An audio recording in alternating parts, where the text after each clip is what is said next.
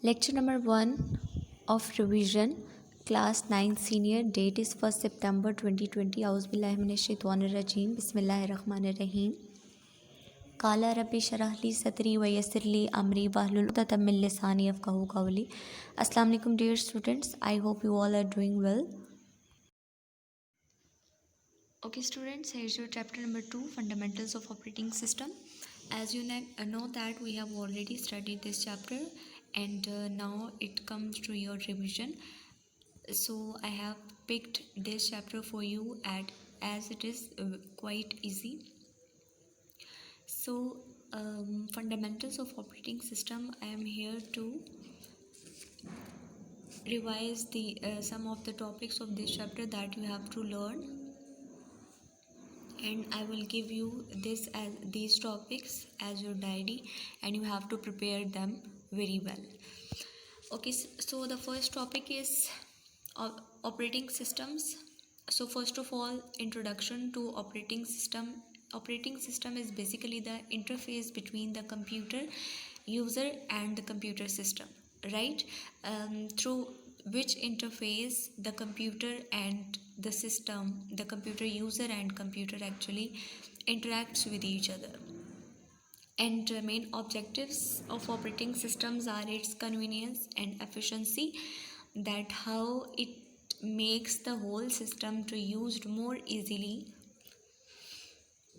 and the resources are also included in the objectives of operating system that are used to use the system or used to perform any type of operation in computer system in a very efficient manner. And the resources are CPU, memory, input output devices, and internet. Okay, and next is functions of operating system. So here are several functions of operating system that are performed to interact a computer user to the system. So first one is process management. That is the much important part of operating system. It is basically the execution of any application or any program. As you know that at a time it might be multiple processes to be executed, and they are executed one by one after one. Okay, and next one is memory management.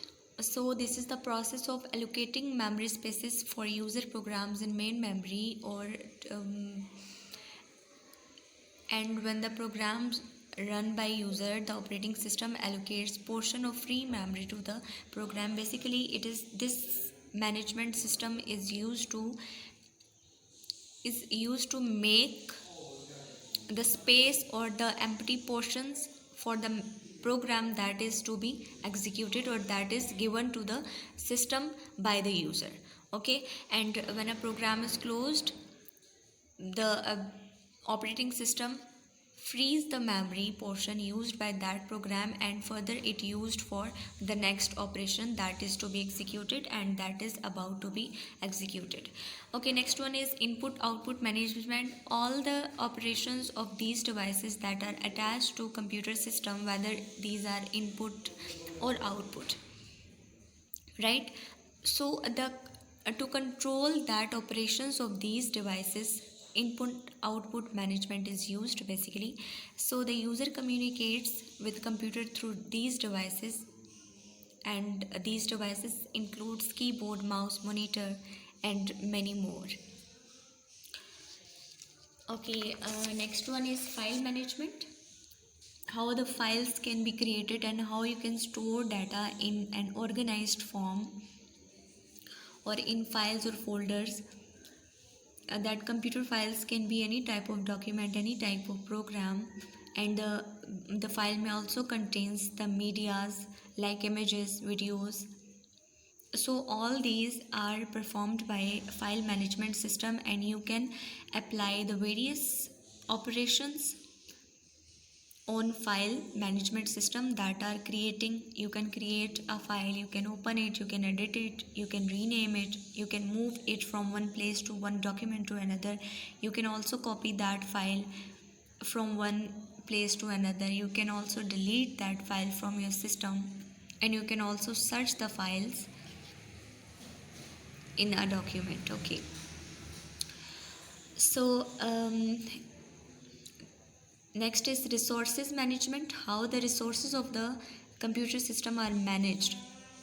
This process is managed by this management.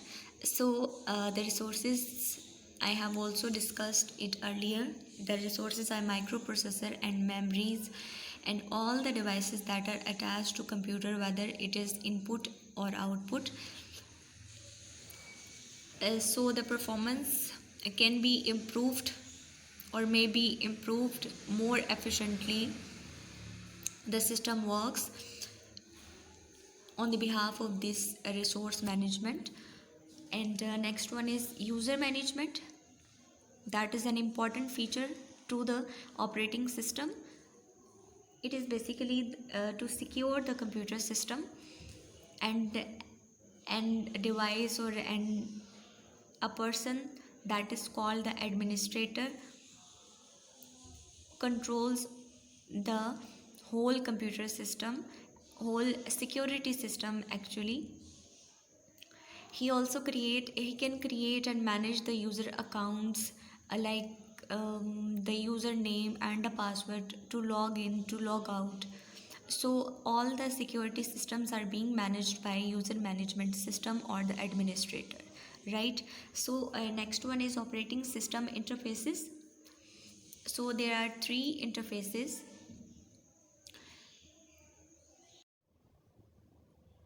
So these are the three interfaces from which the operating system interact with the computer system or computer interface.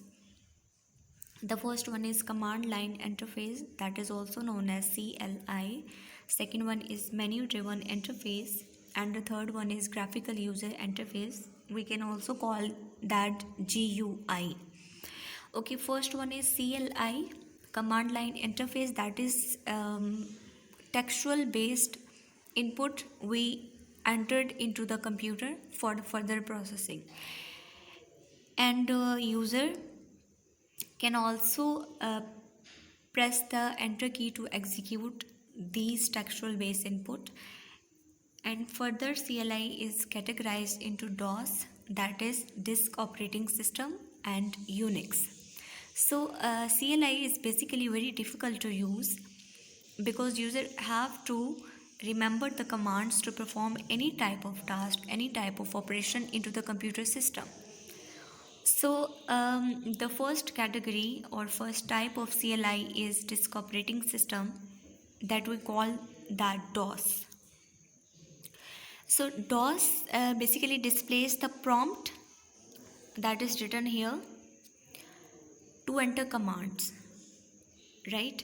And you must have to know the syntax, the rule for writing the commands or for supporting the computer system based on the commands.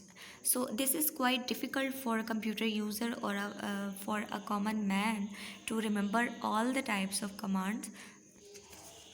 So we can say that DOS is difficult to use. Here are some of the commands that we used in DOS. This is dir, that is used to display the contents of current directory or folder. Format D, format the D drive. CD /pix. CD stands for change directory, which makes pix the current directory, right? So here is the block for you. Microsoft introduced the MS-DOS in 1981 and it was replaced by Windows 3.0 in 1990. You must have to know that when did the first MS-DOS was introduced and how to which it was replaced by.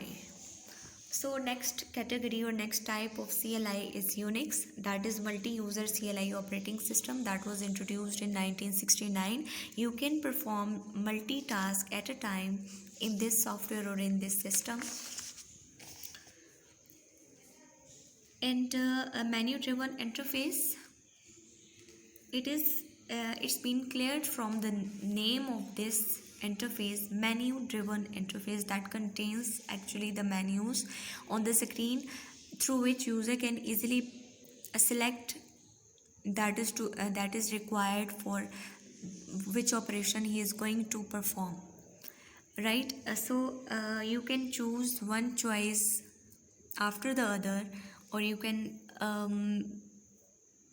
also choose multi choices at once. So this is the menu driven interface that is used in mobile phones or iPods.